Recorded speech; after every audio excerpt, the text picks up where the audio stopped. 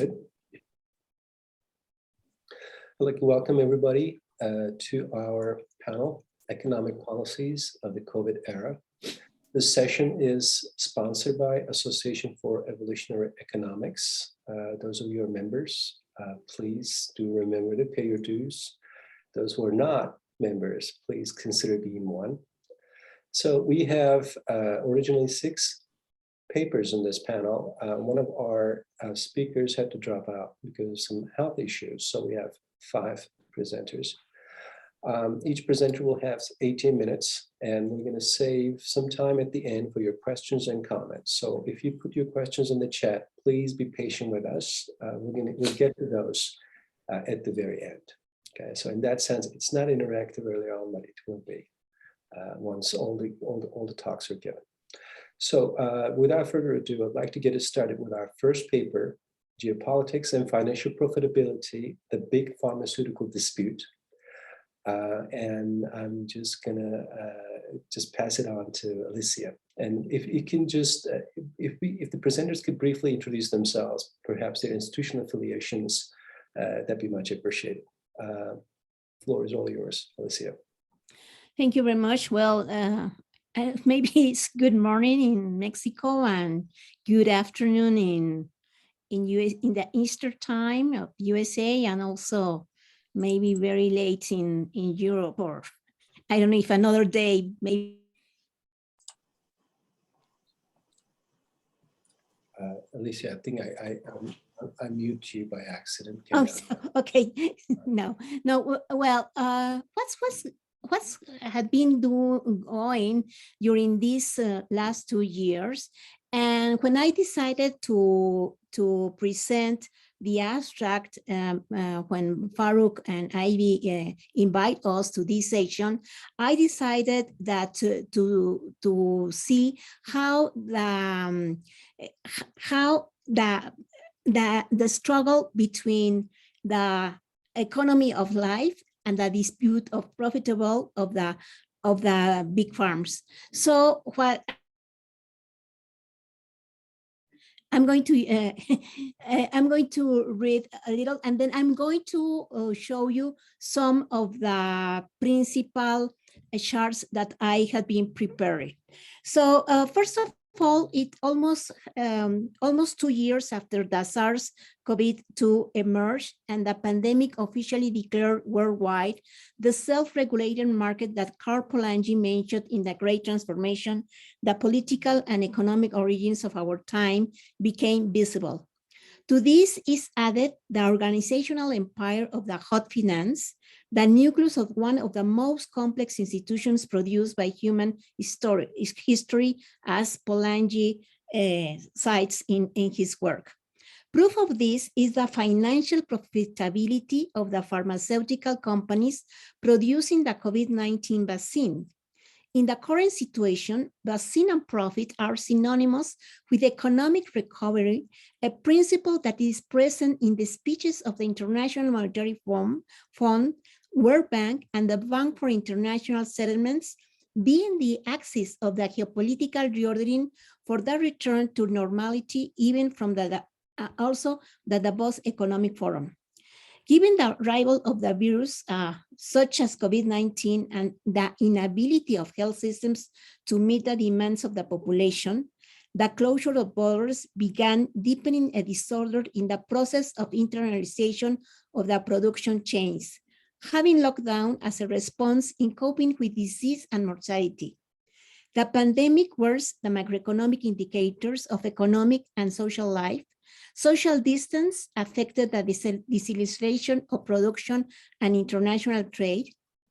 In countries where the informal economy is around 60%, and this is in Latin America and also in other countries as Africa and Southeast Asia, and commodities export is between 60% and 80%, the distortion of price affected government revenues and placed a payment of creditors in check, posing a new financial pandemic. The labor market approximately lost 130 million and 300 million jobs in 2020, despite the exercise of almost $11 trillion by central banks to contain the GDP fall, the digital economy divide the labor market, and the gap in technological innovation between and within the countries became evident. This is well, another thing that I had it is because the necessary opening of the economy after lockdown to return to normality, there was a transition from monetary austerity to fiscal policy to supporting large non-financial corporations, families, and some programs with a gender focus to avoid an abrupt fall to the precipice of the economy. In the face of a crisis like no other, as Georgieva, the president of the IMF said, the International Monetary Fund has tried to recover economic growth together with the support of governments and created exercise of an exponential public debt, where the profitability of the large pharmaceutical companies is a part of the principle of economic recovery and of the way to return to normality.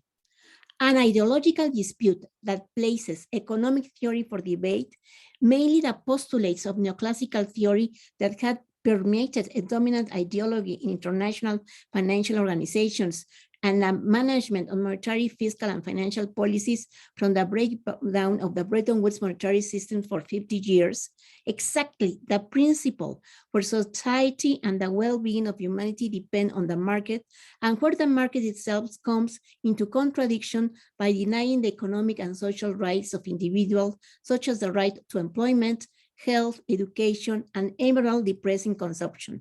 When perceiving an economy for life or an economy for the market, given the fracture of the productive chains, the search for the vaccine in the hands of the big pharmaceutical has been prioritized when looking to return to the supposed normality, accompanied by an expansive fiscal policy by governments, the fundamental axis being financial profitability. There are several questions explored in this article. First of all, what does it mean that the vaccine appears so quickly without guaranteeing 100% of effectiveness? And the second, why and how does the process of concentration and centralization of big pharma take place? And third, who are the actors who play in the ring? And finally, are vaccines a common good? So I am going to share you some of the charts that I have here, just to show you, because it will take maybe a long time to, let me see, I would put the first one. Okay, share the screen.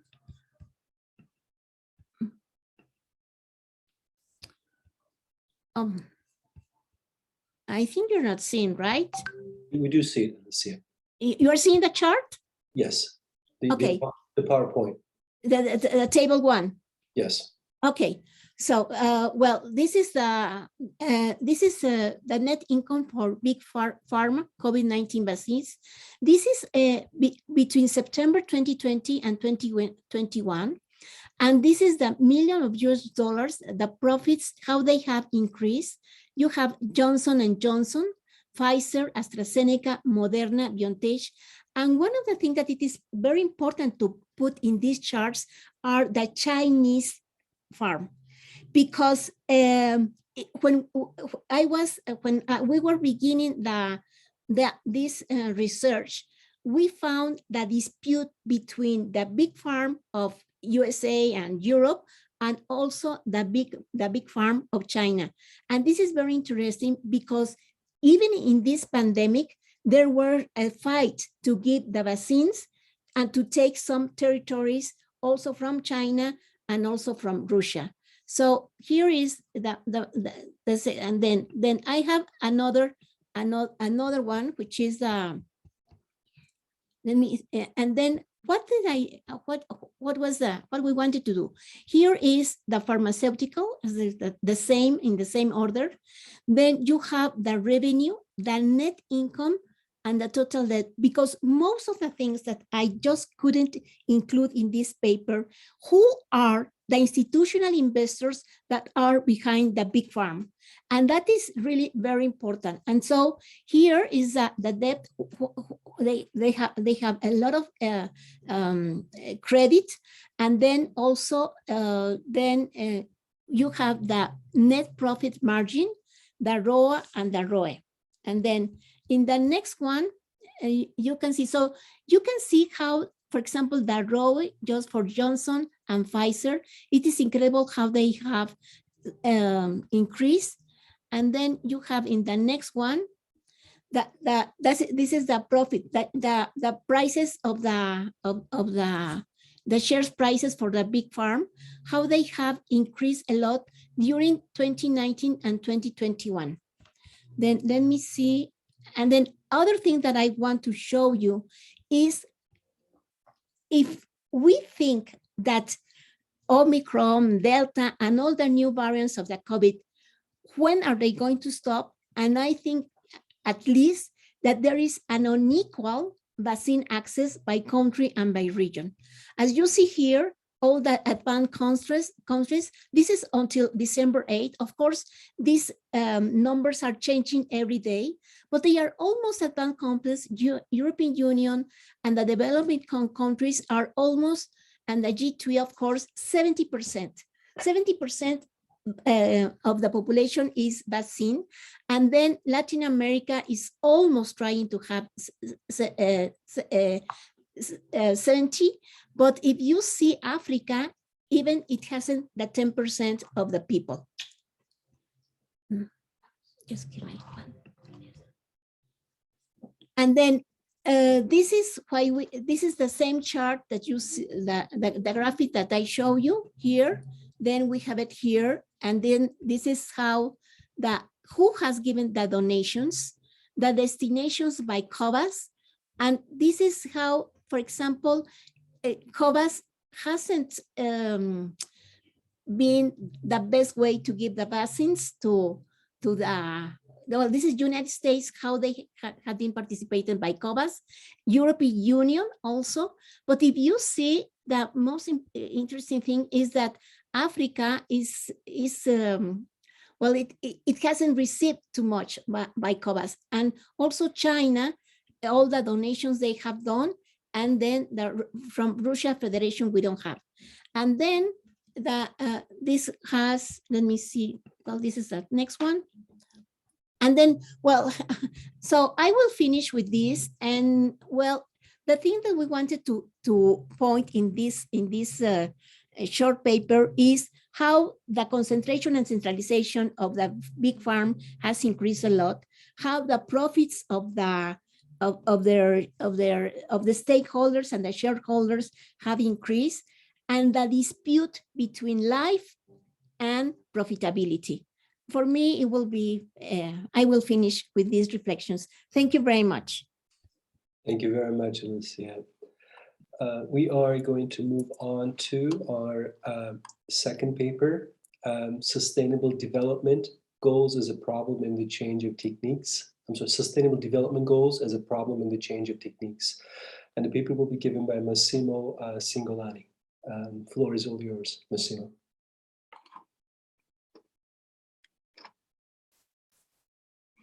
Thank you very much.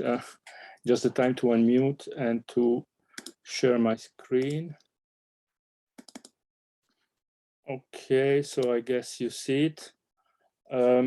So yes, this is the title indeed of my presentation. And first of all, I wanted to say that when my paper will be finished, it will be dedicated to the memory of our common friend, Eugenia Correa, whom we all miss.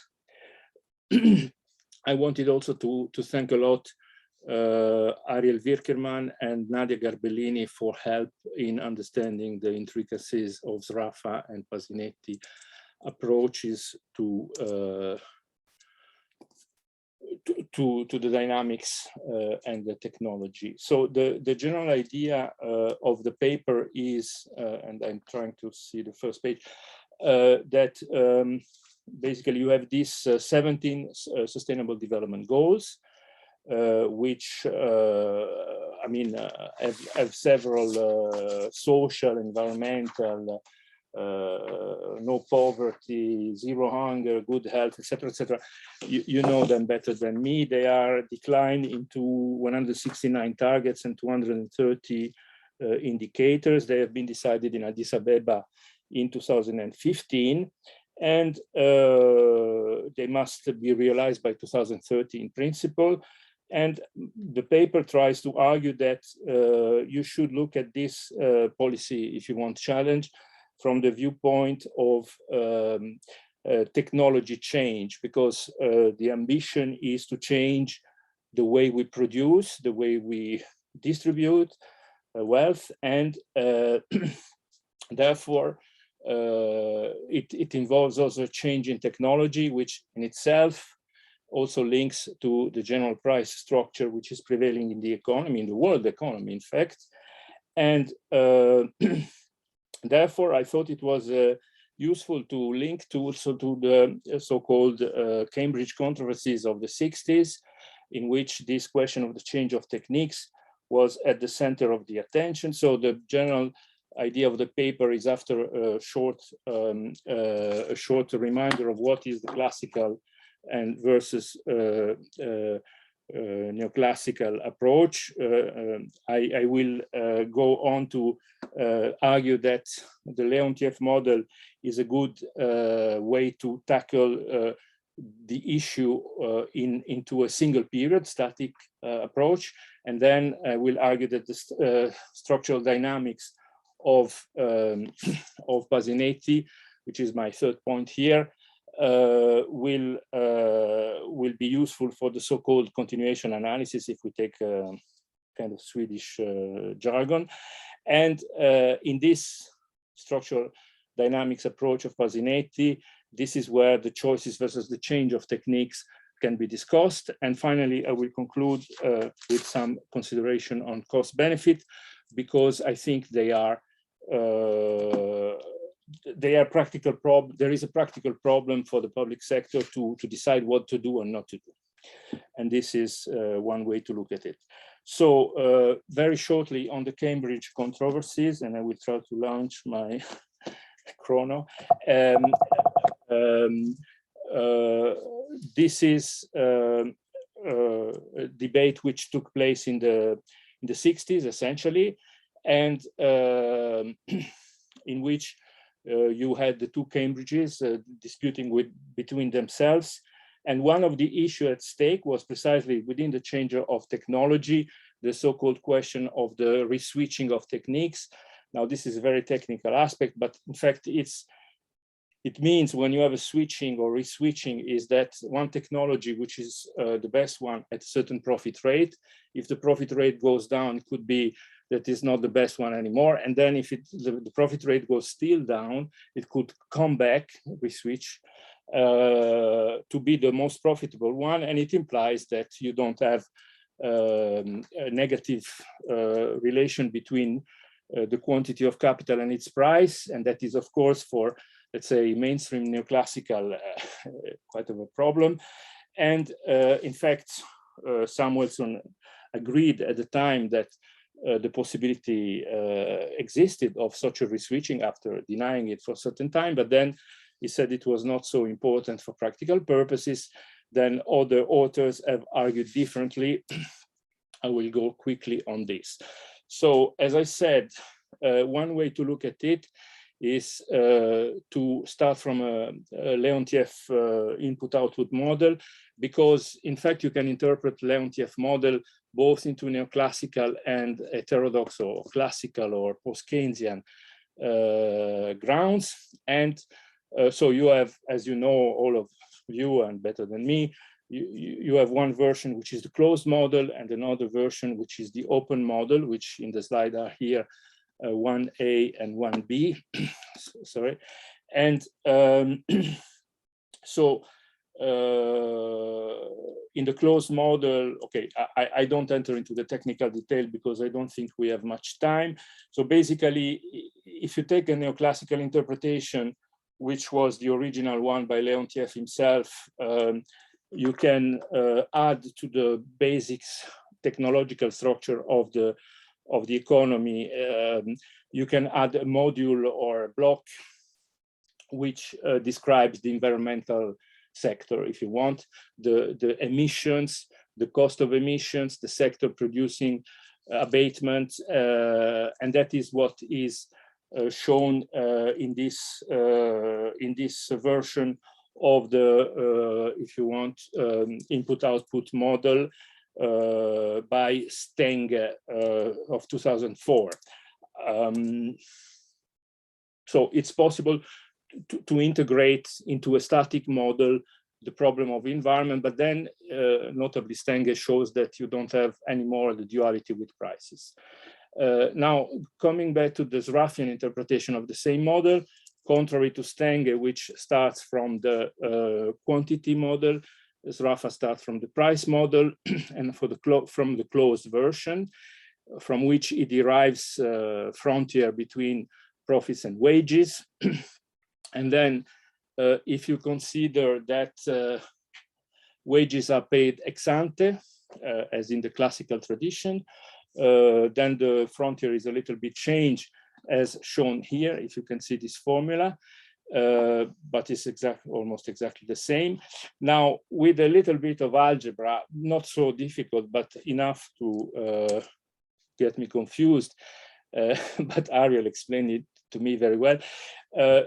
You can transform this technological frontier between wages and profits if you reintroduce the subsistence salary into the matrix of input-output, and then you interpret the surplus which is remaining as a kind of environmental cost that has an arbitrage between this cost and profit. You can rewrite this frontier as it is shown here, and do some comparative statics with it.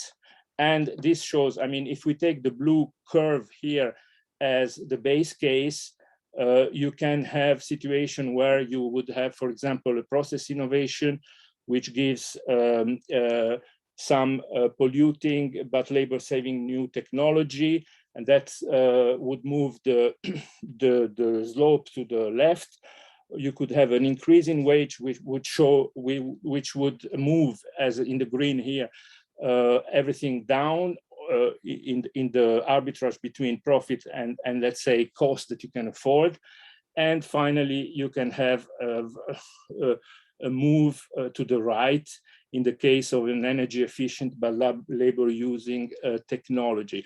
So this is more or less from the static point of view. Without changing the technology matrix A, you would have this kind of movements. Now, if you can move and change and improve the technology matrix, you can, of course, improve all the arbitrage between these profits and the environmental cost that you can afford. But here we remain in a static framework, which is the framework of single period, so-called single period. Now, if you go into the next period and you enter into the dynamics, the idea of Pasinetti and his structural dynamics is that basically, if you do a transformation of the input-output structure, basically you solve the model, you can transform it into a vertical integrated model, which then can be easier to handle for dynamics. Now, the algebra, if you want, is given by these equations. So it starts from the open system with depreciation and investment in quantities.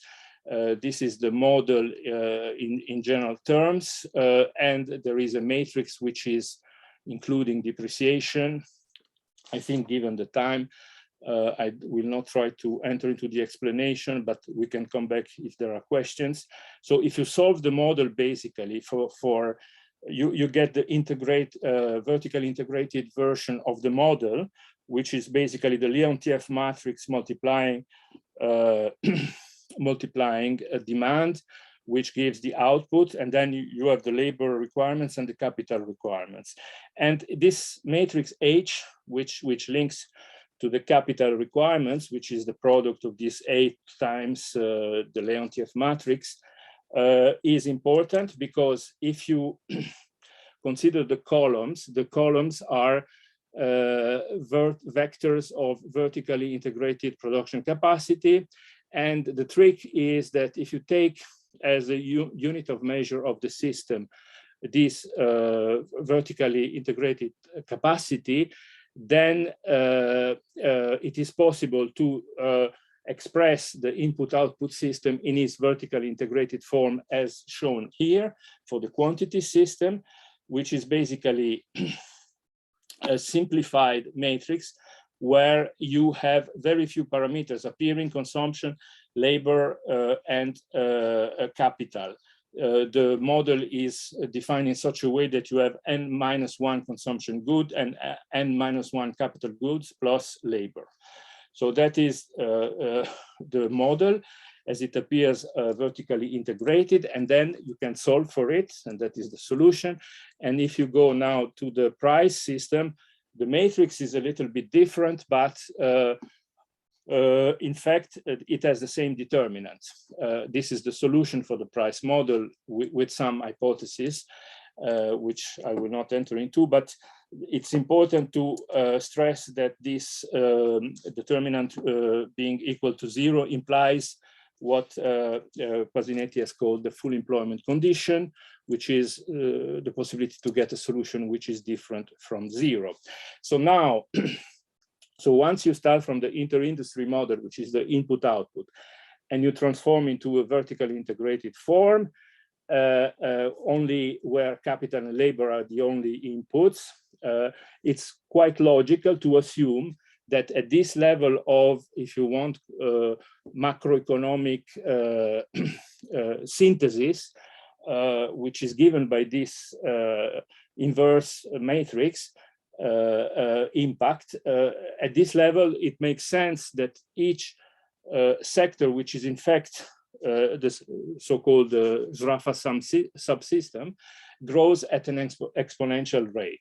So this exponential rate is, for example, for population G, for productivity rho J, depending from sector, for consumption R, and then you have the dynamic of quantity, prices, and employment. It's interesting to note that the so-called natural profit rate, which is consistent with the full employment condition, is different from sector to sector.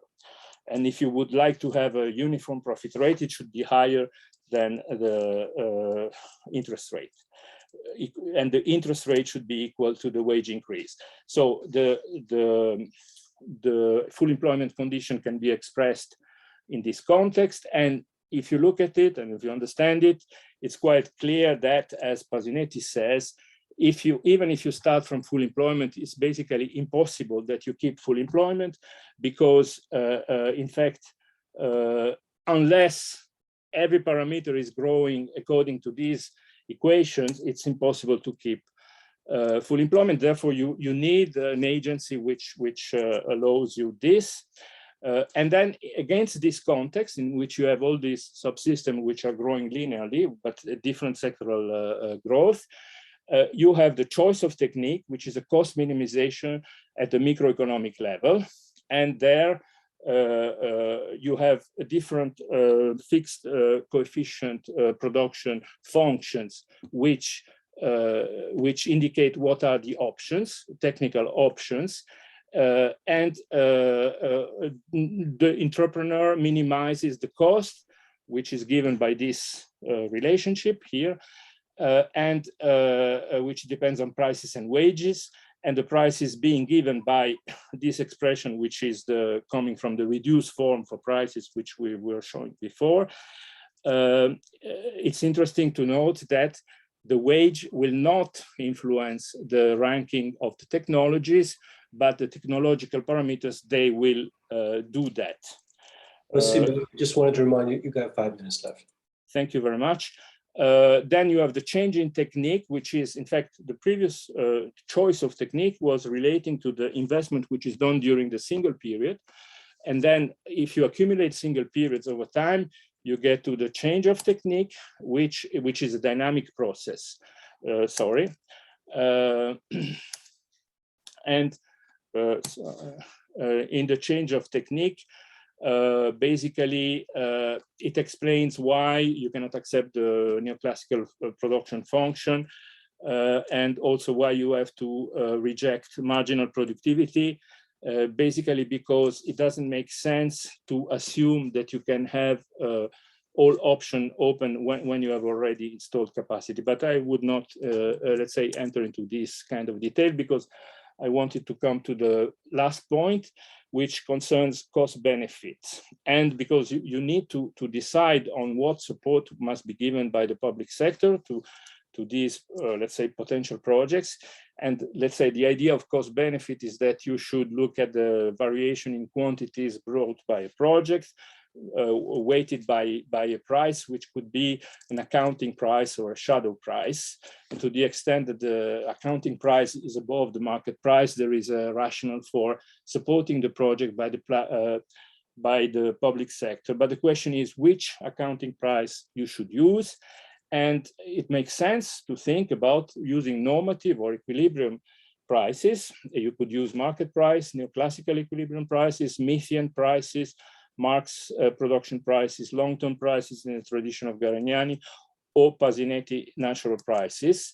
I argue in the paper that the best option would probably be Pasinetti's prices because of their properties.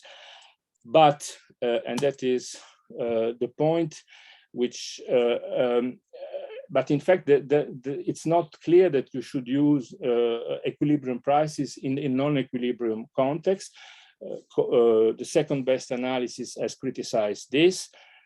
And also Allais, who is a basic neoclassical economist who has studied this question from the point of view of maximum efficiency, has shown, in fact, that if you're close to the equilibrium, you can use the market prices, but if you're far from it, you cannot use them.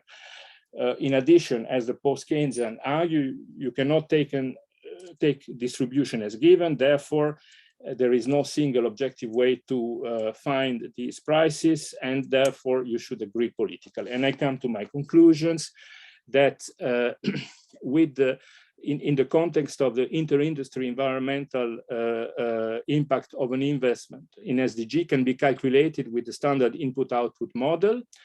Then this Raffian interpretation shows that the link between technology and relative prices is important. And if technology changes, the arbitrage between environment and other costs ceases to be a zero-sum game. If one moves to inter-industry to intersectoral analysis, you see that why you have a problem with aggregate demand in this process. The change in techniques takes place dynamically by the interaction between technical progress and production technology installed, described by a fixed coefficient production function. The causality doesn't go from salary to cost, nor from saving to investment. It is possible to do a just transition, but you have to program, you have to do the policy. And beyond the central question of what is the price structure that will incentivize the private sector to realize the SDG, there is a question of what would be the accounting prices that the public sector should be used. And it is argued that this should be defined politically, and all the level of the jurisdiction involved should be involved. Thank you very much. Sorry if I slightly exceeded. No, thank you very much, Massimo. I'm impressed by your ability to squeeze so much in a short presentation. So thank you very much. So we're going to move on to our third paper of the panel, Financialized Classification Systems and Public Policy, an Intersectional and Institutional Approach to Crisis Response. So the paper will be given by Baranes and Carrie Bucher. So I think the both presenters are here. So I'm guessing they will decide how to split the time between the two. So the floor is all yours. Okay, thank you. Can everybody see my screen here? Yes, good. Yes, thank you. yes. Thanks everybody for coming. You'll notice that we've had a title change from our initial submission. The paper started as a goal to better understand why certain policies were taken during the COVID-19 pandemic, really get a deeper understanding as to why the most vulnerable groups of society, of the population, were not only the ones harmed most by COVID, but but also seemed to receive the least amount of support. However, as we delved into these issues and really delved into them at a very deep level, we realized we were lacking a proper, truly interdisciplinary framework to answer these questions as wholly and completely as possible. And this was especially true when we started discussing issues of social stratification in the context of institutional adjustment. What we were seeing is that certain patterns of ceremonial dominance were being maintained through time, even when theories of institutional adjustment would tell us those should have been eroded. So this led us to the question that you see here, which is a little more broad. How is it within the theory of institutional adjustment, ceremonial encapsulation not only reinforces these pre-existing patterns of ceremonial dominance, but also works to mask these patterns as either objective or naturally occurring? As technology has progressed and institutions have evolved, what we see are certain patterns of dominance maintained, but also then rationalized. So why is this the case? To understand this question better, we really focus on providing an interdisciplinary approach that we hope can then be used for a broader social analysis or broader analysis into a wide variety of socioeconomic issues, including COVID-19 policy. And that's where we plan to go with this research next. This is done by blending the Veblennian dichotomy, which most of us, I believe, are aware of, with the concept of classification systems coming from sociology. And doing so allows us, we think, to better understand the roots of stratification in society, as well as the forces that then maintain it, even as other parts of society progress. So just a brief overview, review of the dichotomy. The Veblennian dichotomy organizes patterns of behavior based on instrumental and ceremonial methods of problem solving. Instrumental methods of problem solving emerge from this instinct of workmanship. They emphasize the productive use of resources and the continuation of the social life process. To borrow from Fred Lee, reproducing the community is a going concern. Ceremonial methods of problem solving, on the other hand, emerge from this predatory instinct, emphasizing invidious distinction, emphasizing dominance, and the wasteful use of resources.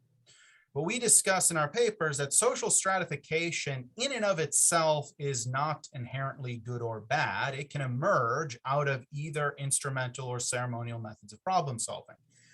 Stratification that emerges out of instrumental methods can and does improve social life. It helps promote progress. On the other hand, what we are looking at least in this paper, is the way in which stratification grounded in ceremonial patterns of behavior are pervasive and persistent through time. And because they are pervasive and persistent through time, what we theorize is that there must be a way for these patterns to be legitimized. And there are various ways in which this will happen. Carrie later in the presentation will discuss that in much more detail. But this is especially important when we begin to talk about the process of institutional adjustment, and when we begin to talk about the ways in which institutions change and institutions progress. So pulling from Bush, we recognize that progressive institutional adjustment occurs in two steps. First, we have this process of ceremonial encapsulation, where we have this new introduction, this new discovery that is introduced in a way that maintains pre-existing ceremonial patterns of dominance. However, the new technology, this introduction of instrumental methods of problem solving, serve to erode the basis upon which those ceremonial patterns of behavior exist, thereby leading to progressive institutional adjustment in which instrumental methods of problem solving replace ceremonial methods of problem solving. However, what we argue is that missing from the discussion here is the dynamism of the enabling myths that feed into ceremonial patterns of dominance and ceremonial patterns of behavior. As such, the process of institutional adjustment, of progressive institutional adjustment at least, not only brings with it instrumental patterns of behavior, but also an adjustment in the enabling myths that are used to maintain and justify pre-existing ceremonial patterns of behavior, so that the full impact of this progressive adjustment is undermined. This is best understood in the context of the matrix of domination, which Carrie will explain. Sure. So the matrix of domination comes from the work of Black feminist thought. And so that's really like Patricia Hill Collins, bell hooks. And it's an argument that if we had too long thought of inequalities as being stacked, and instead that we need to understand that there is this kind of a matrix or web where we are each kind of have a little bit of privilege and a little bit of oppression.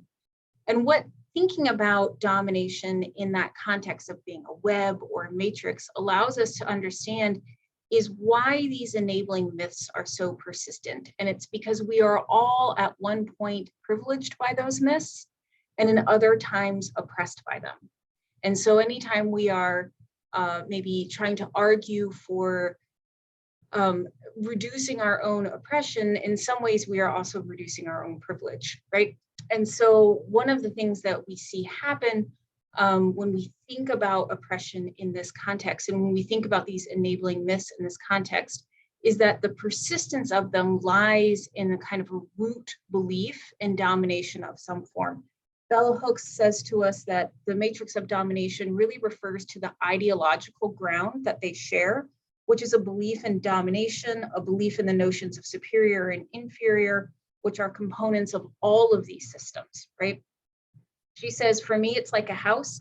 They share the foundation, and the foundation is the ideological beliefs around which the notions of domination are constructed. And so when we're thinking about how these work, Avi, if you want to go on to classification systems, one of the things that we can see happening in the modern era is the movement and the expansion of data analytics or people analytics into all components of our lives. And this is for Caden Healy's argument about classification systems as being the new way of distributing life chances among a population. And so when we're thinking about it in this sense, classification systems and data analytics, although they have all of these really useful components to them in particular fields, when they came into the economy, they created this sorting and slotting system that assigns people into what is called a classification situation. So all of us are navigating our economic worlds with a classification score assigned to us. And that score follows us into all kinds of different areas.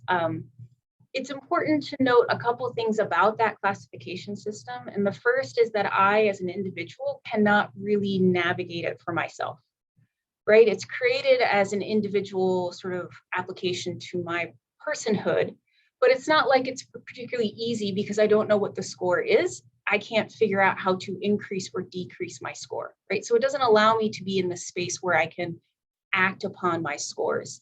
The other thing that classification systems do, and this isn't important for what we're talking about here, is that they change the nature of that sorting and slotting system so that you have larger boundaries, right? So they have greater access to things like, if you consider banking, right? We have greater access to banking, but the quality of that access, you have all of this within boundary segmentation. So the quality of access to banking systems, whether you're going to payday loans versus being able to take out loans from an accredited bank, those are very different experiences, right, that are structured based on your classification system. I also want to point out that it's really important that we understand that these classification systems were presented to us, and data analytics in general were presented to us as this idea of being value-free, but we have scores of research now that demonstrates that the variables used to enter into things like credit scores, parole decisions, all kinds of classification systems that we have in society use as variables proxies for things like race and class and gender. And so they wind up being able to recreate these pre-existing inequalities under the guise of being value-free, right? Of being purely objective. And so what Avi and I are arguing then, if you go to the next slide, is that we can really think about these data analytics as an ideology, right? A belief in their facticity is in of itself obfuscating the ways in which ceremonial patterns of behavior are being recreated. And so we are thinking of data analytics as a society as being equitable, as being fair. But all of those are part of these meaning-making processes where we are really kind of creating and recreating segmentation and access to resources in society. But we are characterizing that access now as being much more an individual problem than a systemic problem. An example that Forcade and Healy offer has to do with credit scores, right? So if we think about credit scores, we know the variables that go into determining one's credit score absolutely measure things like race and class and gender. And yet, I, as an individual person, have no ability to change necessarily my credit score. I have very little ability to navigate that in some kind of personal responsibility type of way. I also can't challenge it, right? That's not an easy thing to do. But we use credit scores to determine access to all manner of things: your mortgages, access to housing, your car insurance is determined by your credit scores, your hireability. And so all of these components of your life chances are now tied to these data analytics that are presented as individual, objective, non-biased scores, right? And if you have a low credit score, that is, the meaning assigned to that credit score by society says that you have somehow been personally irresponsible, as opposed to recognizing all of the value that went into the creation of that score. And so where this brings us to kind of as a whole for the work that we're thinking about is really trying to think about how can we present a tool to the fields of economics and sociology that's really interdisciplinary, that explores and disentangles how those enabling myths are operating in ways that are really persistent, how they can shift and change towards the situation, but provide a relatively stable sorting and slotting mechanism that creates and recreates inequality while appearing as though you have something that is in fact equal. Forcade and Healy talk about this idea that what credit scores have done and what classification systems have done is presented a sense of facticity to socially constructed events, right? So they have presented a sense of objectivity to things that have in fact been created, and then reassigned the failing away from the system. So we don't think of the system using classification systems. You might not think of it as being racist or sexist any longer, but rather individual failings, when in fact it is still racist and sexist and unequal.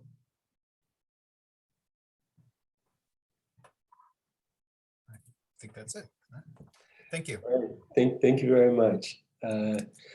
So we'll move on to our fourth paper of the panel, which is a co-authored piece, which will be presented by Wesley Marshall, one of the co-authors. Secular stagnation is a result of economic maturity or deepening under the, oh, actually there's a question mark at the end, there's a curveball. Secular stagnation is a result of economic maturity or deepening under development. Sorry, change the whole intonation. All right, floor is all yours, Marshall. Okay, thank you very much. It's great to see everyone. Sort of great, obviously, it would be much better in person, but we'll take the second best, I guess. So unlike Massimo's paper, this is going to be, I think, more squeezing so much time out of so little information. I'll start with just a quick comment on the last paper that there's a great Glenn Greenwald article about the ceremonial dominance of wearing masks or not in COVID, and how it's become masks for the workers in the 1%ers, not so much, if anyone wants to check that out. But nothing to do with the paper that I'm going to be presenting right now with my co-author, Gregorio Vidal. Sends his best to all as well. I don't have any visual aids on this one. It'll all just be me kind of rambling on. But everyone has the slides that I sent, which are really just kind of a way of summing up the paper. So what we wanted to do in this one is just to confront two ideas.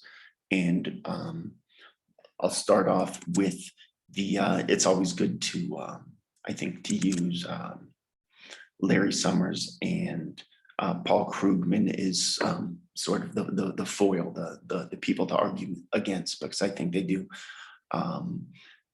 present in a very clear way the mainstream position that we tend to argue against. So in 2020, Summers says that I'm not aware of any other theory that can explain sluggish growth in the face of hyper-expansionary policies and a rapid acceleration in private sector credit growth. And this is in favor of the secular stagnation hypothesis. And in order to answer that doubt of his that he can't think of any other, we offer up that we could use a different theoretical framework to understand what's going on in the US today. And this is just one of a few that we could use. And we do like to think of, and so we're going with Latin American structuralism, which is, it would be almost like saying institutional economics. There's certainly a lot of positions within that camp. And we couldn't really think of either of them as sort of a coherent way of analyzing the world.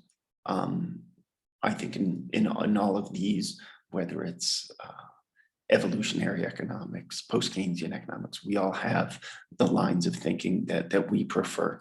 When we're talking about the structuralist thought, we're very much in line with many authors, but really Celso Furtado is, I think, one of the ones that we have all appreciated the most. And it is a bit strange, I think, to many to apply these theoretical considerations that were born in Latin America to places outside of Latin America.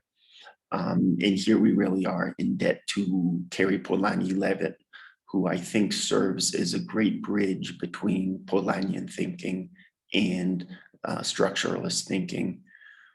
And then we get to Polanyian thinking and the bridges with institutionalism. I think we have a very rich tapestry of thought within which we can choose one. To each of us has more power of explanation. Obviously, well, I think one of the important things about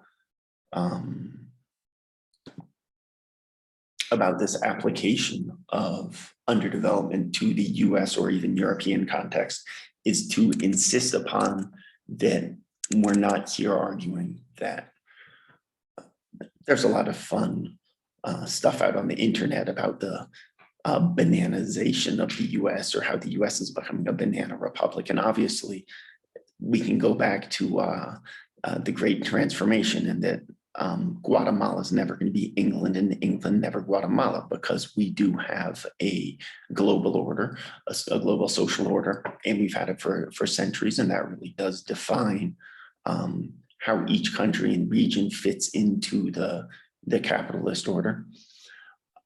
So here the argument isn't that countries are going to fundamentally change their character. It's rather going against the mainstream view of development economics, that it is only applicable to certain regions in the world. If we go sort of the original version from Rostow and others, that development is a progressive and forward-looking whatever you call it, phenomenon or something, and that all countries are moving towards development some are moving quicker than others, but we're all going forward. We're all going in the right direction. And that those countries that have become developed can never become underdeveloped. And the more critical version of this is it's a continual process for all countries. Some are moving forward, some are moving backwards, but they're all going to do it in their own way, even though there are certainly regional tendencies. And one of the interesting ones in this one, the applicability of the structural approach is that there is, we could sort of say, a list of criteria that can be differently applied to each situation. And perhaps the unity in that divergence of experiences can sort of distill out some important lessons. So there are a lot of sort of causes and consequences. A lot of people do put great emphasis, especially Furtado, on inequality. And here we also do have a great bridge to other schools of thought out there. For example, Jamie Galbraith has always put great emphasis as well on the factor of inequality in what's happening to the US economy. And we can certainly see, especially under in the COVID era, the huge increase in inequality. And here we would stumble into a few of the other considerations regarding development and underdevelopment. So I have here in the slides the shallowing of national markets, the productive dualism or structural heterogeneity, the external constraint. And here we really focus on inequality, but also I wanted to mention quickly this productive dualism and structural heterogeneity, because this is one that is very representative of how we can apply the framework of underdevelopment to different regions. So Peter Temin wrote a nice article on dualism in the US.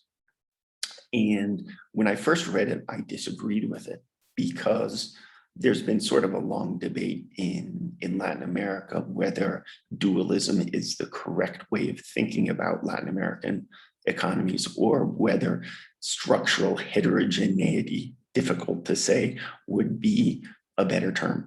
And I had always fallen in the latter camp as well as my colleagues, and it was our good friend Mario Seccareccia who talked me out of my original position, and in fact, very quickly. And this gets to the fact that we are dealing with different economies. And so we're talking about Latin American economies ever since their, let's say, birth in the conquest. We do have different modes of production, several different modes of production working under the same national boundaries. So we'd have primitive sectors, enclave sectors, the more modern city sectors, and even when we get into cities, we can see how different regions do have different and obviously somewhat connected or to different levels of modes of production. Now, and this is something that you just walk around a place and sort of see, whereas if we're in a country like US, Canada, Germany, England, we pretty much have one mode of production per economic space. So when we have the rise of financialization in Latin America, it's very easy to apply to each of these different modes of production. Obviously, a primitive mode of production can't be very easily financialized, and they have not been. This is really the modern sectors in Latin American economies. And this a modern sector can be the big agro industry, it can be rural, but it's very much modern and is very much affected by financialization. But in a developed country like the US, where we have one mode of production, and then we have the rise of financialization, which we can see is sort of entering in as the dominance of the interests of financial rent and how that becomes encrusted in government policy, in the evolution of our banking sectors, commercial sectors, basically everything. But dualism would seem the more appropriate one in such countries because there's only one mode of production, but then arises another one that has become ever more dominant. Okay, well, in my efforts to be long-winded, I think I've kind of fallen behind where I need to be in the argument, so I'm gonna go a little quicker now. So this is one way of looking at this. And what we're arguing is that we do have this deepening, this evolution of financialization in dualism in the US, in the North Atlantic countries, which has created great inequality. And this great inequality therefore becomes somewhat it feeds upon itself, as inequality tends to do. It becomes both a cause and a consequence. So where we really want to land our argument is on investment, because investment is sort of the final consequence of a lot of things going right. We need several things to, let's say, go right for investment to be made. And investment is not being made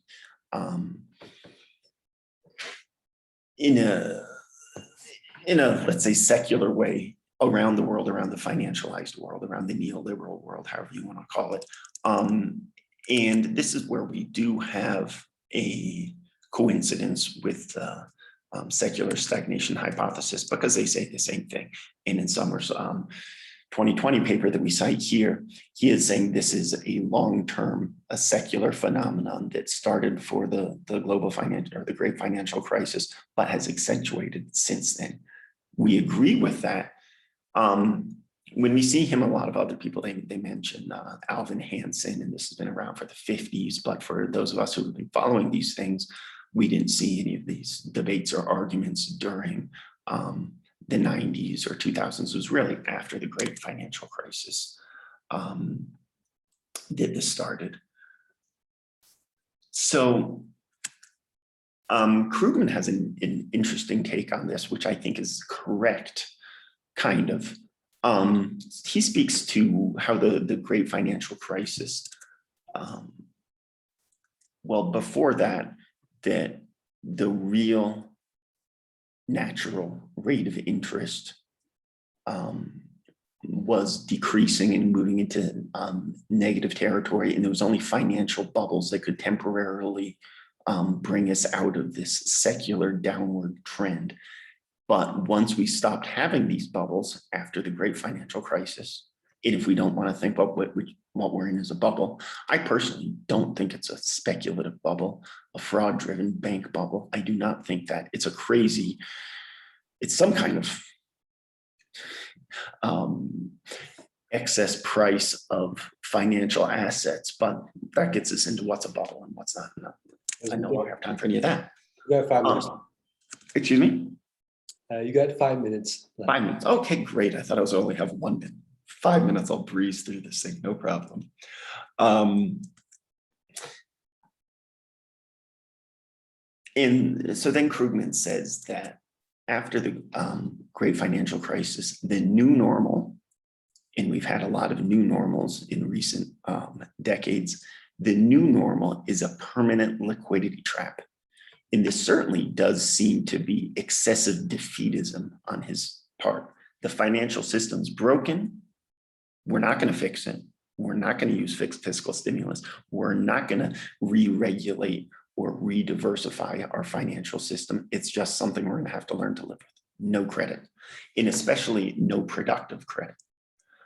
Because we do see a lot of, if we look at commercial bank credit, we do see the excess weight of lending for stock buybacks, because in this dualism, we do have this very strong tendency for all types of spending, be it private credit, especially quantitative easing, it's channeled pretty exclusively towards the financial markets and not towards productive investment, which can bring us greater production and gainful employment. But the secular stagnation side says it's a new normal, we're going to have to live with it. It's interesting to see how they've changed their tune over the past 10 years. No one really mentions the new normal of the permanent liquidity trap. They've now moved on to economic maturity, demographic change, and basically whatever it's not is sort of the tactic now. And so we thought it would be a fun little twist on it to say it's not really a maturation of economies, but it's a maturation of financialization. And we could even go so far as to say that, well, let me save that for a second, actually. Well, how about right now? Some Latin American countries, we could even say, have probably met their maturation point of financialization even before it happened in the US and in Europe, with financial crises and the absence of a recovery from them, in an absence of a recovery from investment overall, which again leads to production and gainful employment. And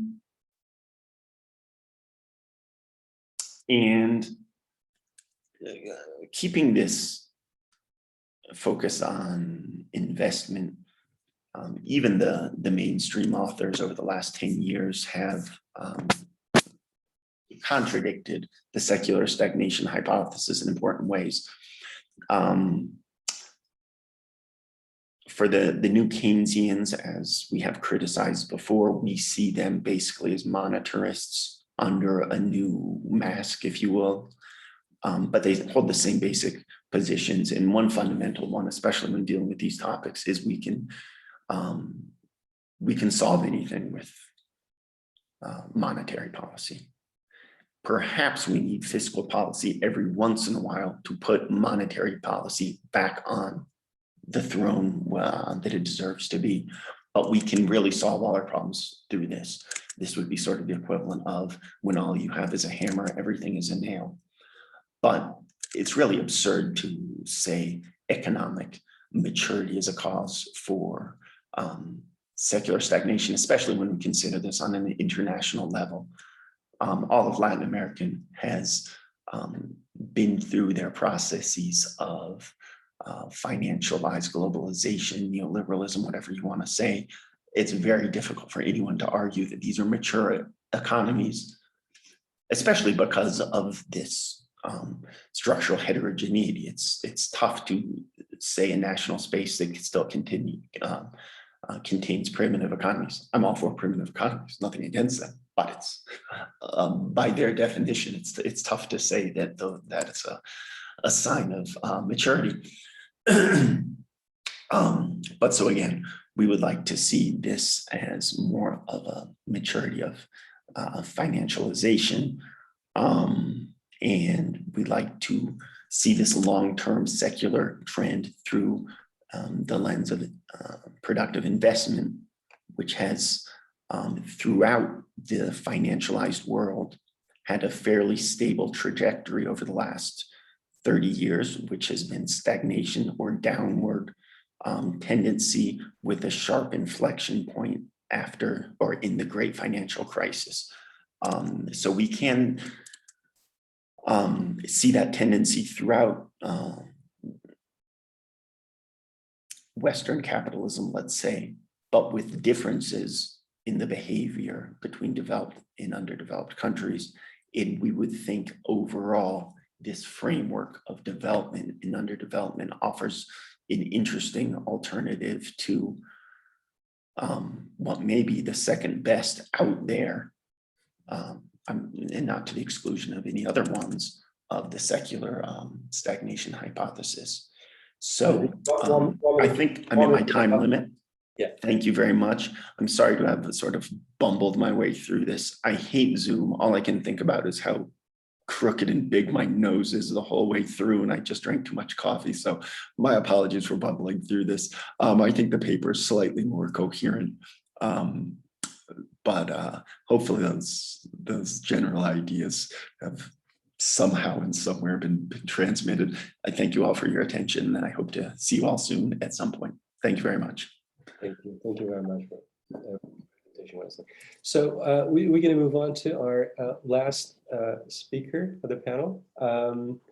The title of the paper is From the Crisis of Financialization to the COVID Crisis in Search of a Collective Action Between Market and State. The paper will be given by Faruk again. The floor is all yours. Okay, thank you, Rojhat. I will share my screen first. Yes. Is it good? Everyone sees my screen? Yes, you're good. Perfect.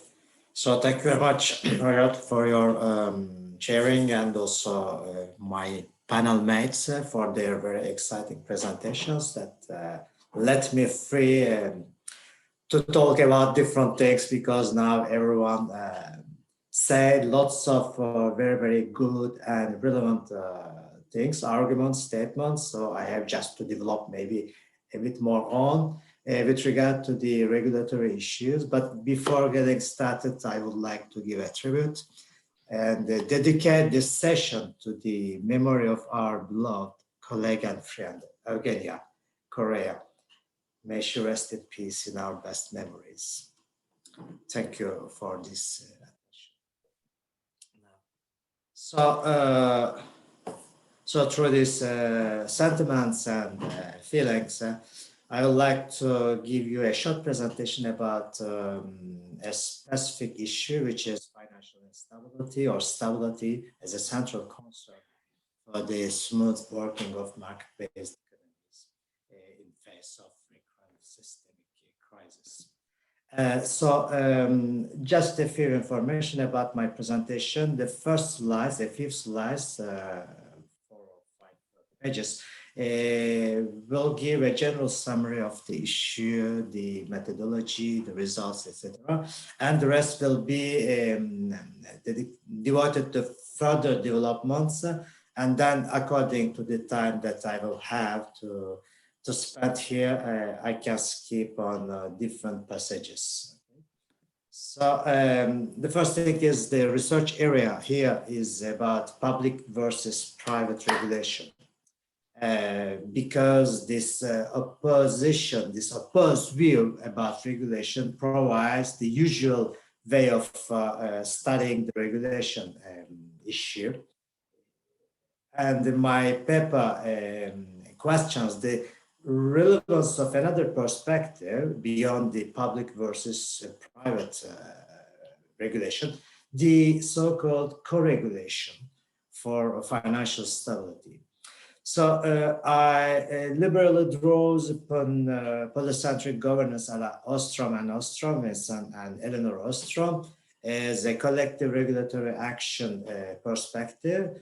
But I will also be using a more holistic institutionalist perspective, drawing from Minsky and his financial instability hypothesis and the genius financial instability hypothesis. So I argue that this is a general collective action issue, the financial regulation issue, in face of a specific social dilemma. The question is, the dilemma is how we can imagine a relevant financial regulation in order to make sure that the whole financial system will be working in a stable and viable way through time, while individual behavior, individual institutions, and individual rationality favors normally and logically profitable strategies that might harm systemic stability. So this is social dilemma. Okay, so collective action aims at solving social dilemmas because those dilemmas result in crises of social magnitude, social importance, like the financial crisis of 2007, 2008, but also the current COVID-19 pandemic. So here, my parallel with the COVID pandemic is that I maintain that in economic life, financial stability is to the viability of the economy what public health is to the lives of citizens. So both are related to the systemic viability of our society. So here I would like to develop some ideas, at least to assess the relevance of some ideas about the possibility of designing and implementing a middle way regulation mechanism to prevent the strike of position between individualistic private interest view and the public interest monocentricity. Okay. So the core thesis of my analysis is that the financial system displays the features of a basic infrastructure common to the whole society. And then financial stability must be handled with as a problem of public good provision.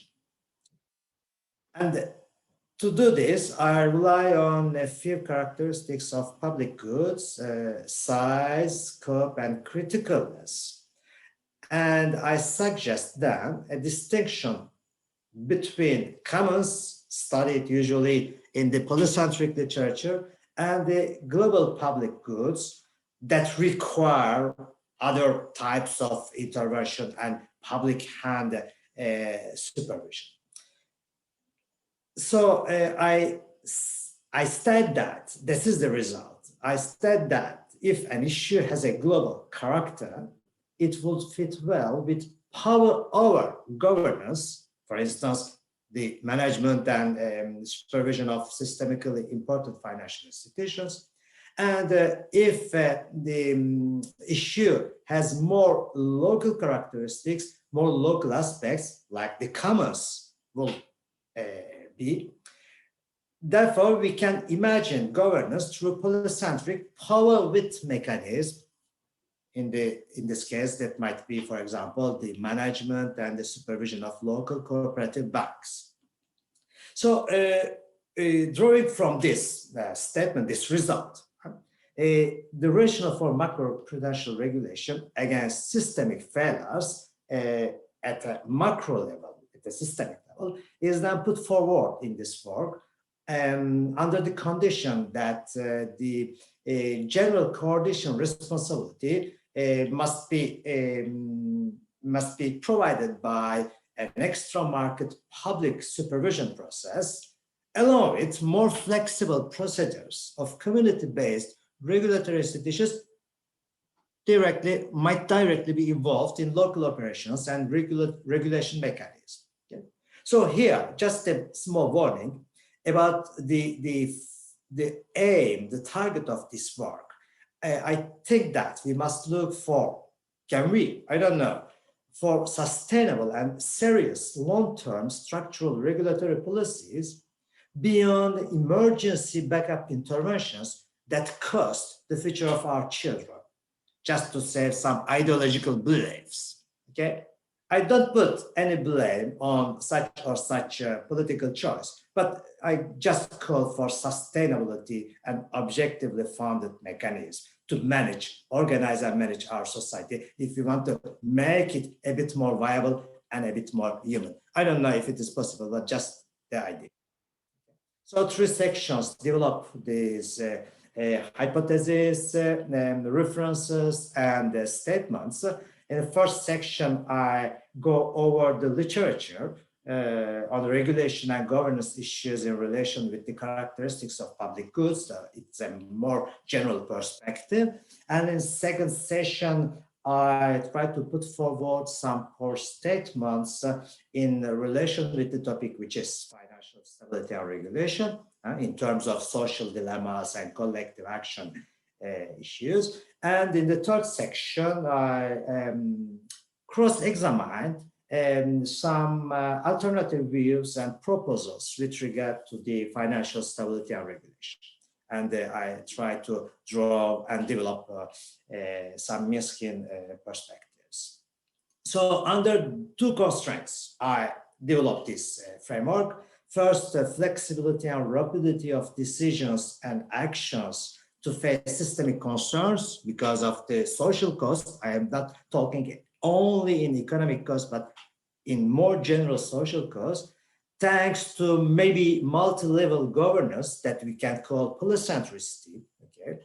And the second constraint is we had to develop coherent coordination at the global level to deal with the problem of provision of a critical public good, financial stability, through public hand-relying supervisory coordination.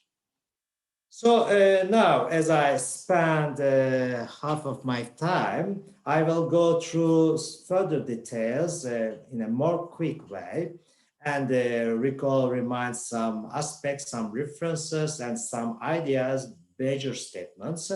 The first is about institutions, regulation, and governance, giving some definitions, concepts about those terms, regulation, what's it, governance, what does it mean, at least in my work, and the role, the statute of institutions in such a presentation of such a society that we call capitalist, monetary economy, etc., etc.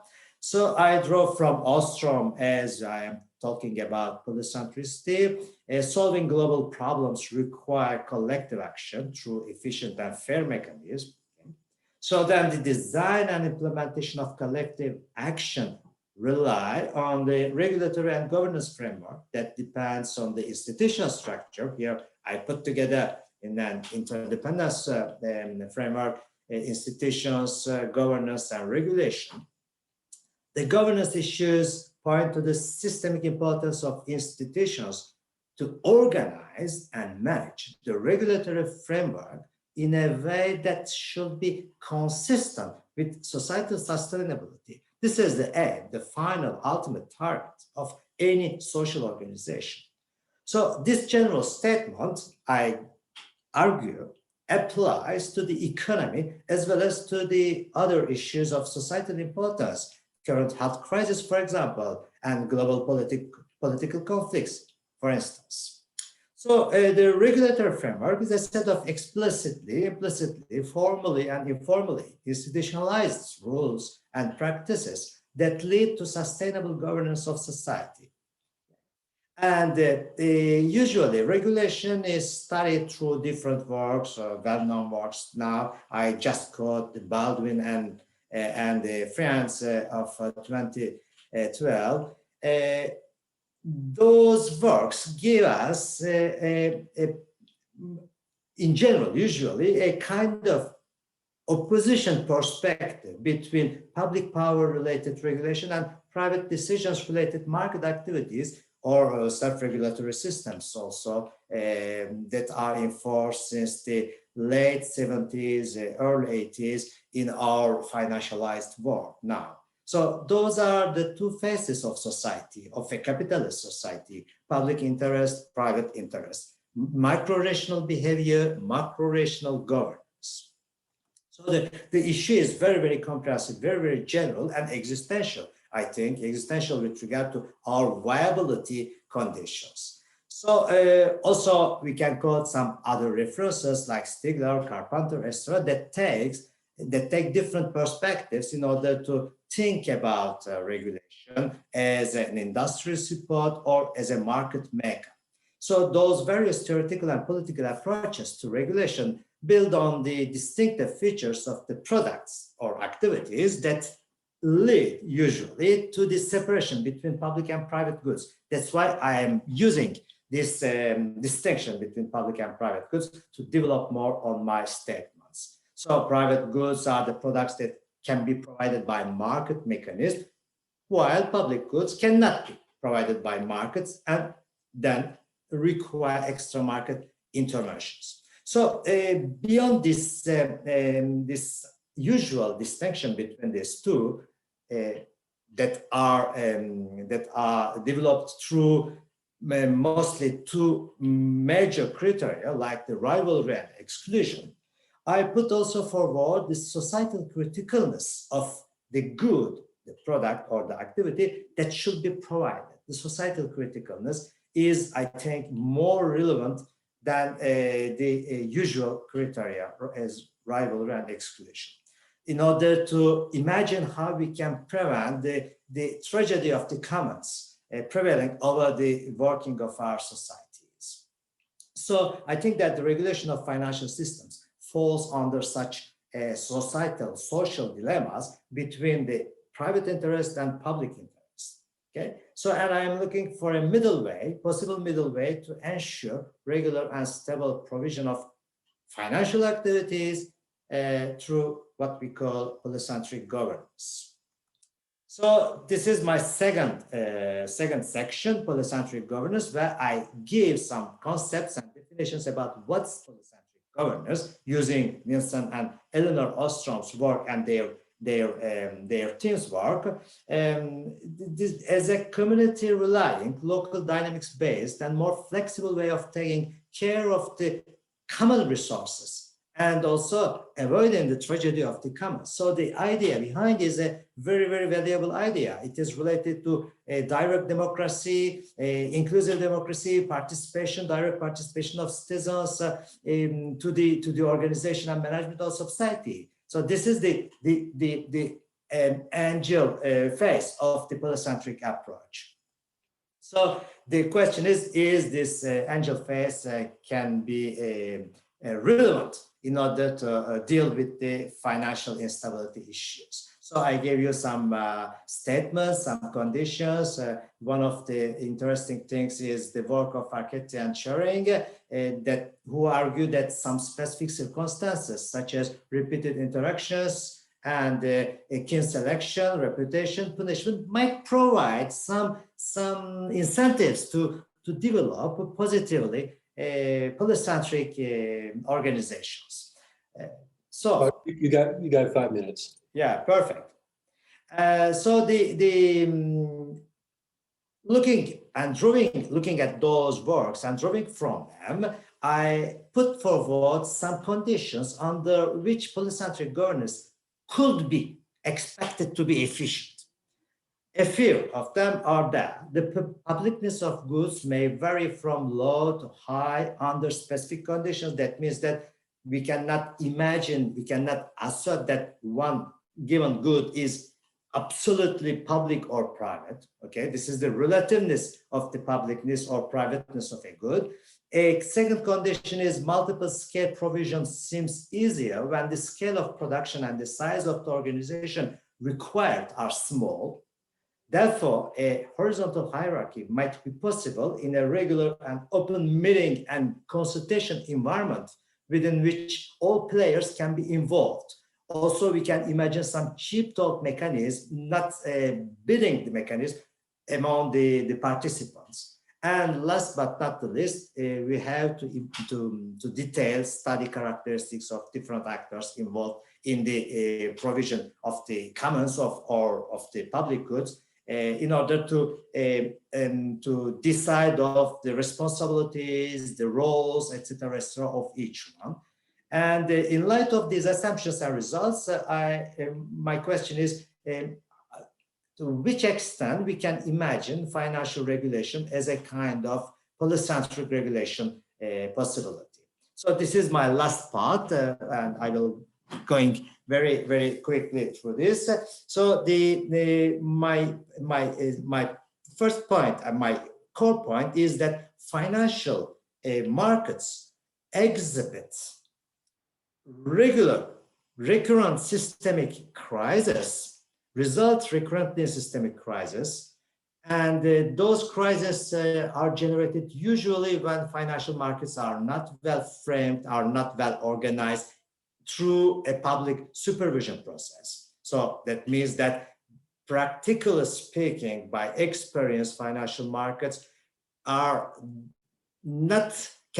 be thought of in terms of polycentric decentralized organizations. Okay, and also using Minsky's endogenous financial instability hypothesis and all the statements and arguments developed by Minsky and all this literature, we can also see that the working of financial markets need viable and sustainable extra market rules to ensure the society-wide validity of the process of circulation and repayment of debt, because the monetary economy is a debt economy and financial markets are debt users, creators and users. So from those perspectives, I state that financial system displays the features of a basic infrastructure common to the whole society, whose stability proves to be a public good and a societal concern. And from this perspective, the distinction criteria that I put forward, size, scope, and criticalness of the activities to regulate, states that if an issue has a global character, and I will be finishing on this, it will fit well with top-down like power over governance, systemically important financial institutions regulation, whereas more locally providable commons could be governed by body but polycentric power with mechanisms, local cooperative banks, for instance. So the overall macro financial stability fits in the first part of this statement, while maybe the management of local things might be more related to locally organized regulatory system. So to finish from this, lots of possibilities are offered by different works especially after the systemic financial crisis, 2007-2008 crisis. And those works put forward two major aspects of regulation: the measurement of systemic risk and the level of potential contribution of each individual institution to systemic risk, to responsibilize individuals without really entrusting the regulation to self-regulation mechanism of the markets. This is the macro-prudential regulation perspective. And then the Ostrom's approach and the macro-regulation approach are not conflictual, because they could be developed together through this criteria of the publicness of financial stability, but possibility of local governance for local institutions. Thank you very much for your attention. Thank you very much, Faruk. At this point, we will turn to the audience for your questions and comments. So we have about 20 minutes left. You can either post your questions in the chat, or you can raise them directly by raising your hand. Just want to turn to the audience to see if anybody has any comments or questions for our presenters.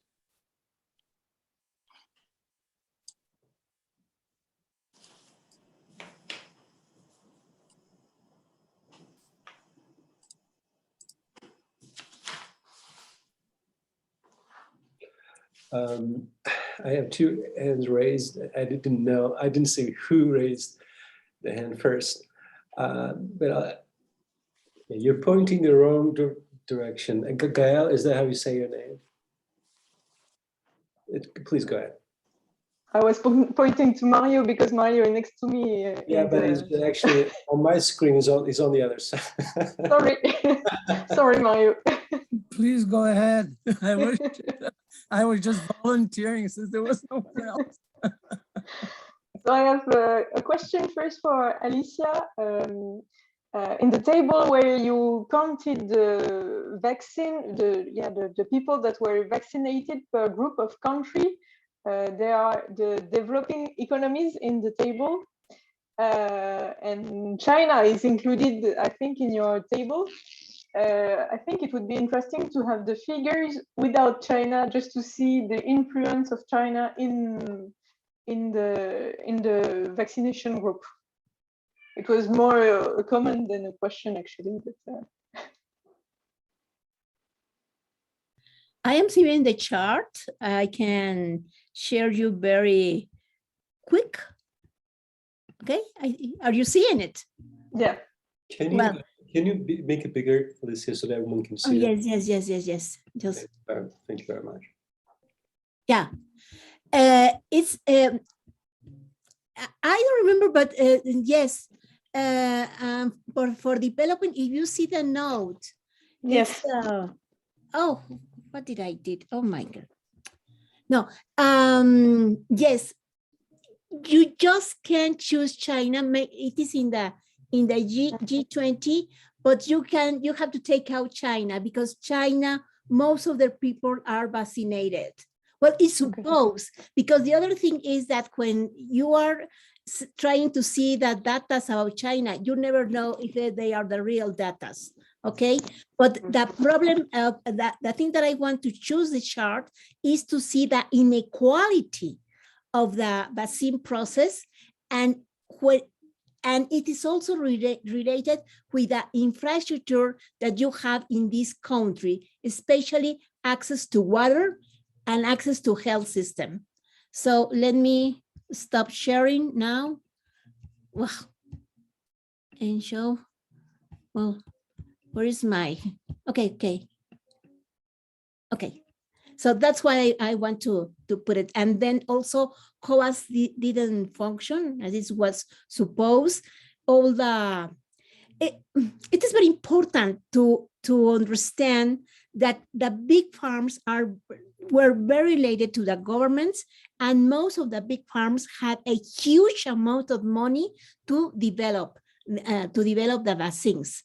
The government of Germany, Merkel gave a lot of money, and also Trump gave huge amount of money to Moderna and another big farms.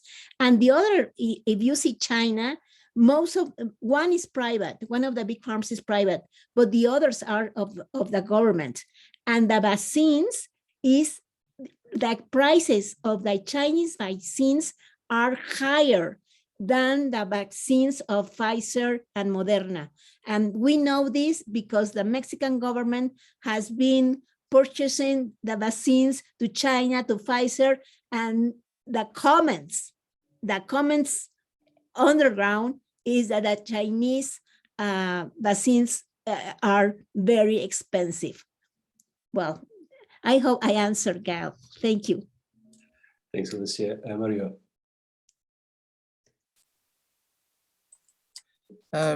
Yeah, as I said, I was volunteering. I mean, I appreciated everyone's presentation there, and but I'm going to focus on actually starting with Wesley, who seems to have disappeared. So I'm not sure if he's still there now.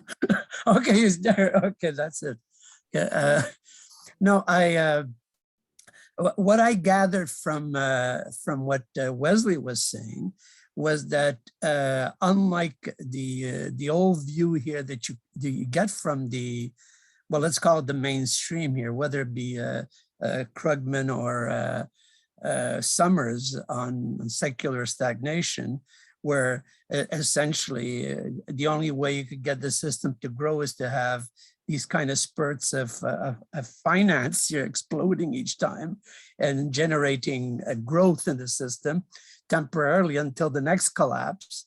Okay, otherwise the system falls back on a kind of underemployment state of a kind of equilibrium, if you want to call it, you know, as the norm. And what we see here is, and what you've argued was that the reason for this that is emerging, that has emerged in the so-called developed or industrial countries, is the fact that they become so deeply financialized, and that is the only way, you know, that the system can get these spurts of growth. And obviously, this is not a system that is viable. And when you quoted Krugman, of course, he said clearly that, you know, he doesn't even think that is going to be happening anytime soon. So that we're stuck in this kind of state where the system will be on a low growth or even, you know, completely stagnant, you know, if not declining, you know, environment. Now, but you've argued basically that this has to do with the way in which, if you look at the developing world historically, and Latin American in particular, that in a sense has been the norm, But the question that maybe I just didn't understand here, and I would perhaps want to get it clear here, which is that this has been so not because they have been, they were financialized, because it's only the enclave that has been, right? There are other, there are other parts of that economy that have also, have been, in a sense, driven the system towards such a state.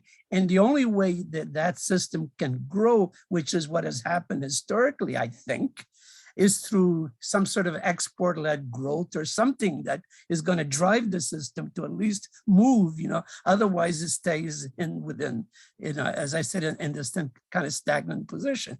And while the so-called industrial countries, they cannot really do that in the sense that there's no way in which they can expect outside forces other than presumably, and this is the question as well, which is through the government in some way. I mean, there's got to be something that drives the system to pull it out. And I'm presuming this is what you were concluding out of all that kind of talk that you gave, which, as I said, was scattered about there, and I was just trying to make more sense of this.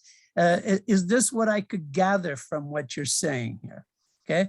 And the second is with Farouk here, which is interesting because he is saying that he's saying, well, no, the kind of Minskian system here drives these kind of speculative or whatever you want to call it, movements, frequently, let's say sporadically, whatever, over certain periods. And what we need is some kind of permanent form of regulatory structure that is appropriate for each form of these, okay? Now, can the two of you maybe come together? Because, in fact, it seems to me that there, one is saying that there's not going to be any more, okay? While Farouk is sort of just simply establishing that this is the norm and therefore, that's what we need, okay? So I'm just trying to make some sense of the two of you in a sense, perhaps. Wesley, do you want to get it started by responding? I know you're feeding the dog, and okay. You want Farouk to go first, then we'll come back to you. Let's have Farouk go first, and then Wesley. Okay, thank you. So thank you very much, Mario, for your remarks and suggestions. So you're right. I agree with your proposal to merge the two perspectives, the two works with Wes, not because that's a very, very good friend of mine, but also the topic is very, very in the core of my own topic, because I also wrote to Wes about his presentation of today, stating that there were some convergence points between our two works, since Wes states that Gregorio and West state that the stagnation or the regime of accumulation, I call it in more comprehensive way, this regime of accumulation that we call today, we are used to call financialization,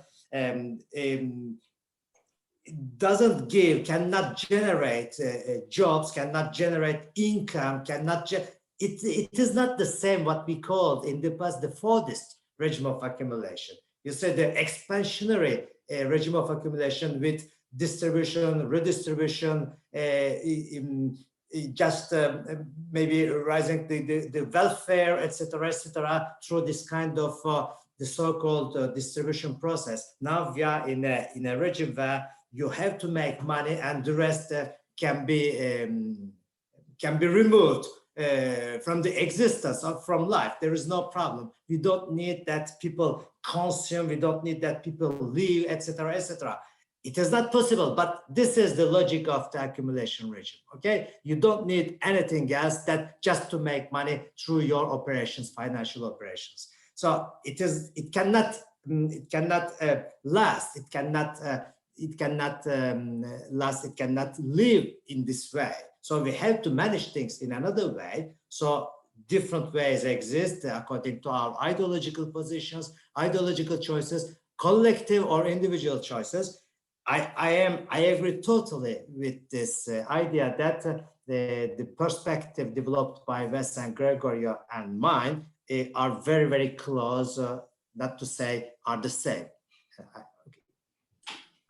Thanks, Farooq. Wesley, do you want to weigh in? Yeah, I completely agree with Farooq on all points, but I'll give, if it's okay, 3 minutes to elaborate a little bit further. First, I do apologize that I wasn't able to present this in such a coherent way. Even our article isn't that. It's just there's such big themes. It's tough to boil them down to 3,000 words or a long-winded 18-word verbal presentation either. But I think this is the good part of the questions and answers. And so, Mario, I will actually, and please, maybe offer a tiny bit of, in my answer, a tiny bit of critique to the question as well. Because I wrote down a few words, but I think there are ones that I wanted, which are useful to go for in any case. So the first was the mention of the word equilibrium. One of the big differentiating points between critical structuralism and the mainstream thought is that the mainstream thought was always underdevelopment is a point of de-equilibrium. And all we need to do is change a few things, we'll get to equilibrium, and then we'll be able to develop. One of the big original points was underdevelopment is equilibrium. We can work at much below our capacity for centuries. So whether our current system in the US is viable or the financialization system is viable kind of depends on what we define as viable. From the Latin American perspective, we can have terribly functioning societies. Sorry, now the trash bell is here. We can have terribly functioning societies for centuries. Is that viable or no? Who knows? But there's certainly no Latin American country has gotten their way out of underdevelopment by exporting. Much like no developed country is going to get out of this mess by spending. If it's fiscal spending, if it's monetary spending, the system is such that all of this money is only going to further inequality, as in the dualistic system, let's say in the global north. That's how the system is now working. And once the system works this way, any type of new money will just further the system. So what we need is to change the system. And that will be our only fundamental way out of it. And this is where I think Farooq and Gregorio and I converge in our thoughts. And I completely agree what Farooq is saying. In Latin American history, it would be a little too tough to talk about Keynesian golden intervals. But because throughout the region and differing between countries, there have been a few sustained years pushing us more towards development than towards underdevelopment. The biggest one, obviously, is in the golden age of capitalism, where we have sort of the Keynesian-inspired spending, profound regulatory change when it comes to monetary institutions. We can speak of the Bretton Woods systems, but also the role of public banking in Latin America, in the change in the overall, let's say, ethos of the economic system. So I would think that is what we need in terms of solutions. And it's a common solution, just like financialization is a common problem between the bridges, the developed and underdeveloped world. Some type of profound institutional change, seeing finance as a public good, if we want to achieve certain goals, production, employment, investment, obviously taking care of the environment, human conditions, and all of that. We do need a deeper change a la Farooq, and not just throw a little bit of money at the problem and hope it all gets solved. I hope that answers the question. I hope maybe it even gives a little bit more coherence to the original presentation. And Mario, many thanks for the question.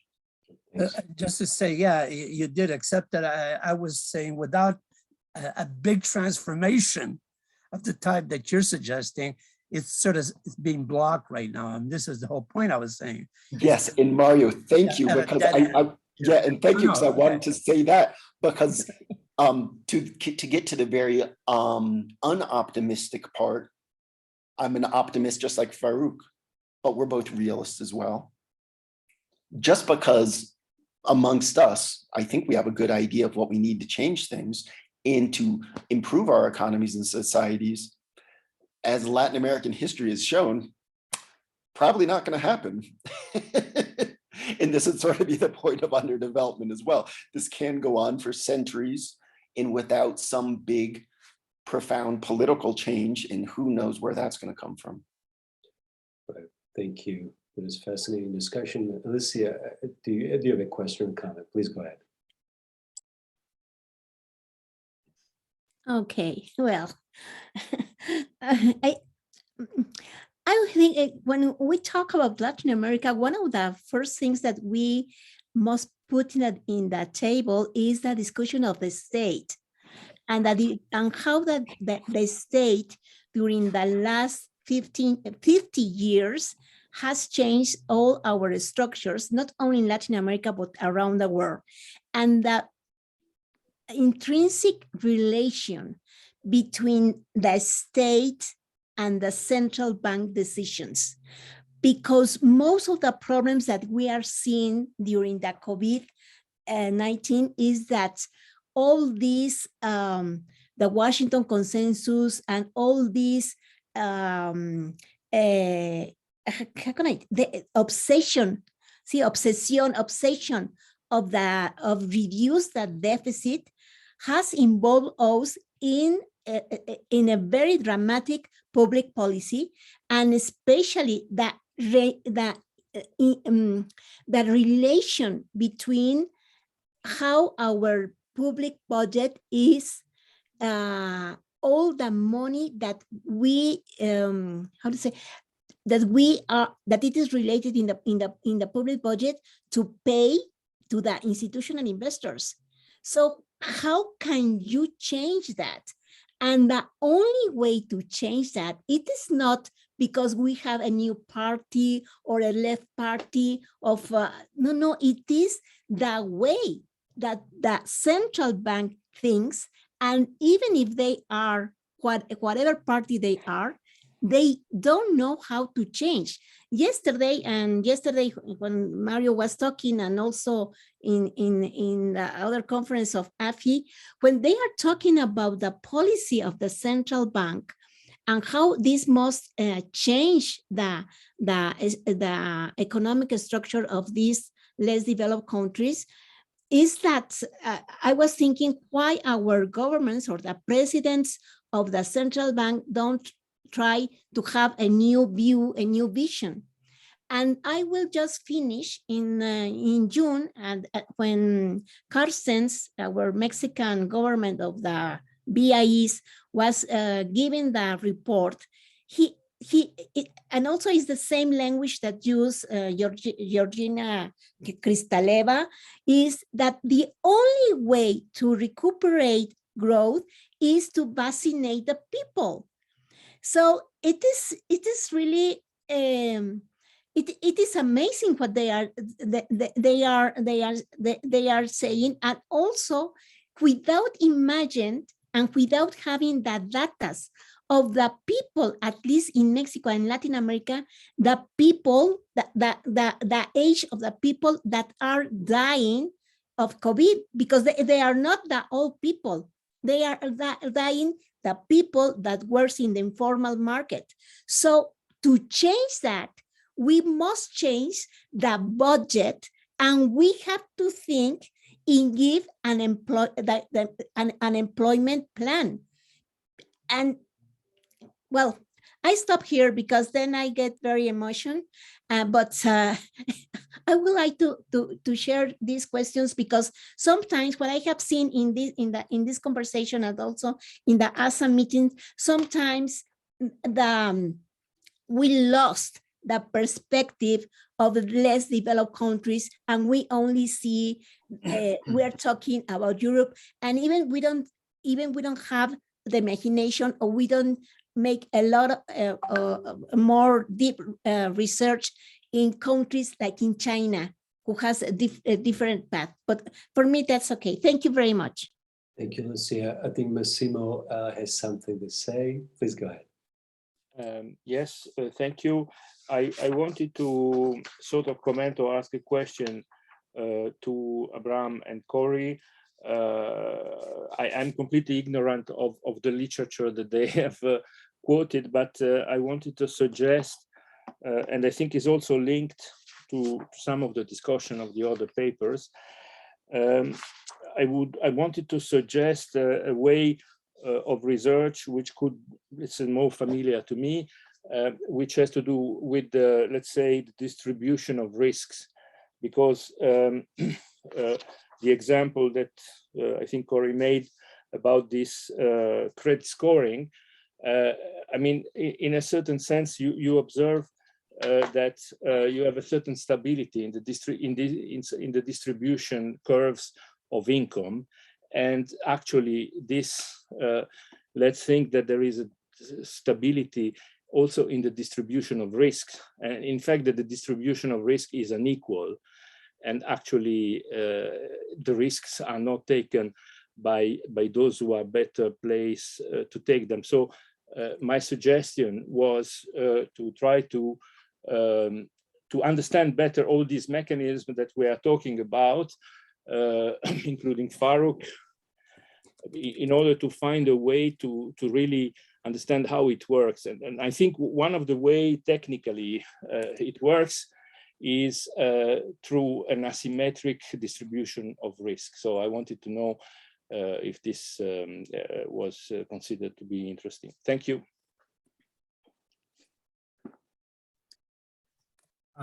Yeah, I think one of the things that we are focusing on going forward, and I'll let Carrie continue with this too, is just the way in which, at least for this paper, what we were looking at is, okay, we note that there's a lot of overlap between institutional economics and sociology. It's one of the things that we as institutional economists like to talk a lot about, but there doesn't seem to really be a coherent blending of the two, at least that I have found. So what we were trying to do was really blend the two together so we could start to understand some of these things, Massimo, that you're talking about. We have a couple papers that we wanted to work on before we got tied up with actually coming up with the framework to work on those papers. One of which is to look more strongly at how financialization has impacted our understanding of these classification systems. And I do think that ties nicely in, Massimo, what your question is asking, with what your recommendation is. So Carrie, do you have anything you'd like to add to that? Well, just only that one of the things that I think we'd like to disentangle is the idea that these classification systems are an assessment of risk in the sense of it's attempting, a credit score is attempting to predict the future behavior of the individual, right? In order to assess the amount of risk to the firm. But what we'd like to argue is that that's ideology, because what it's actually measuring is the extent that an individual has experienced racism and sexism in their lives, right? And then ensuring that they will continue to do so. And so I don't think I think it's important to disentangle when we say that we're measuring risk. What are we actually measuring? Very interesting. Anyone else who might have questions or comments? I have a question for Massimo. Do you really believe in the SDGs? Because I mean, do you really think it can change the future structure of the economic production? Because some say it is too slow, some say that the objectives do not go far enough, or it is kind of a one-size-fits-all approach. So I want to have your view on SDGs. Thank you, Gael. So when I presented the first version of this paper in Bilbao, there was James Galbraith, and my conclusion after actually only the second section of what I presented today was, well, you see, as they say in French, il y a du pain sur la planche, which means there's a lot of work to do. And then the comment of James was in his question, like, well, shouldn't you use the expression c'est pas sérieux? Now, you asked my opinion. Well, my opinion is that it is an opportunity which is for the time being is not being taken, and it is not being taken for several reasons. One of which is that there is a sort of underestimation of the difficulty and the cost and the governance issues, which, by the way, is confirmed by this session today. And the second question, I think, is that if, of course, you want to achieve SDG, but reasoning only in a kind of a mainstream framework in which, so to speak, the private sector, now the big pharmas, are supposed to realize health equality in the underdeveloped world. I mean, this is really not serious, as James was saying. So what I think is that it is an opportunity which should be taken up politically and socially by political movements who apparently are not aware of that. That's my opinion. Thanks, Massimo. We still have a little bit of time for any questions or comments you might have.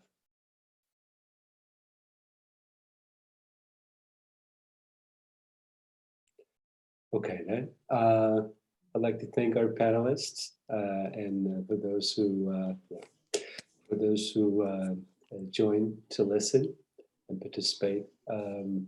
So I hereby conclude the panel, and I wish everybody a happy and healthy new year. Just see you guys around. Thank you, likewise. Great to see everyone. Hi, bye-bye. Golf applause for all. See you next year. In your Yes, hopefully in person.